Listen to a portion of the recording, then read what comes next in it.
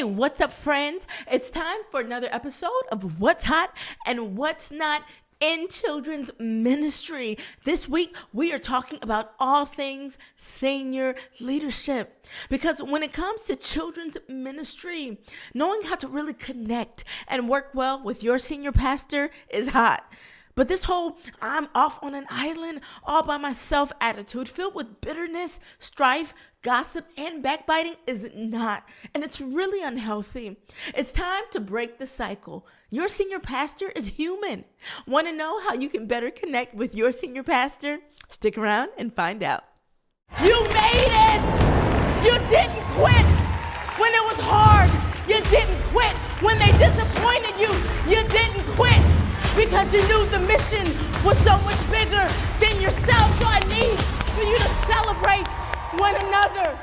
Every children's ministry leader wants to be admired, appreciated, and held in high regard by their senior pastor. Unfortunately, many children's ministry leaders find themselves in a place where they're actually more of a turnoff to their direct reports and deemed more as a nuisance than a valued member of the team. Too many children's ministry leaders spend less time adding value and more time complaining about their needs and why they're stuck where they are. Now, does that sound respectable to you? The truth is, even though children's ministry leaders care deeply about their departments and the children and the families that they've been called to serve, many of them still struggle and serve as poor ambassadors when it comes to the senior leadership at their church. Don't let that be you. If children's ministry leaders are going to improve this situation, then they need to learn how to influence up. Church politics is real.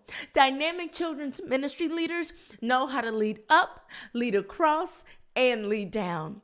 How do they accomplish this? It's through influence. Influence is power, and it breeds respect. You don't get respect because you hold the title. Respect will always be earned, not given. So today, I want to share with you 3 ways to help you get on the fast track to getting your senior pastor to think you're amazeballs. Number 1, make a personal commitment to get better no matter what. Better is always admired. Become so good at what you do that you can't be ignored.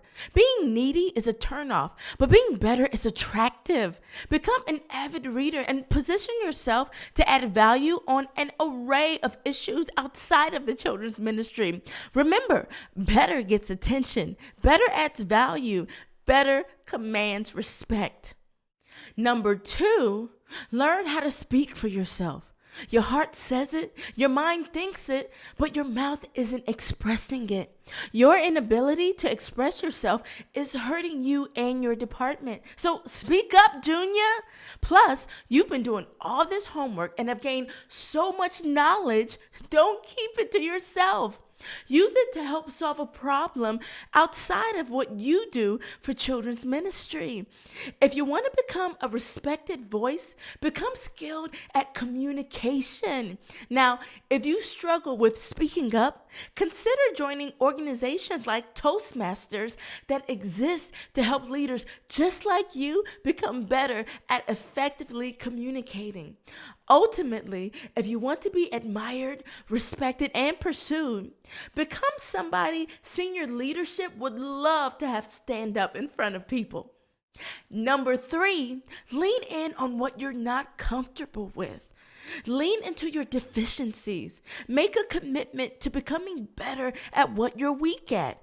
If you're bad with people, then study and learn how to be better with people. If you're bad at recruiting, study marketing and how to sell. The point is, don't ignore what you're not good at, but have to have. That's it for this week's episode of What's Hot and What's Not in Children's Ministry. We'll see you next time, same place.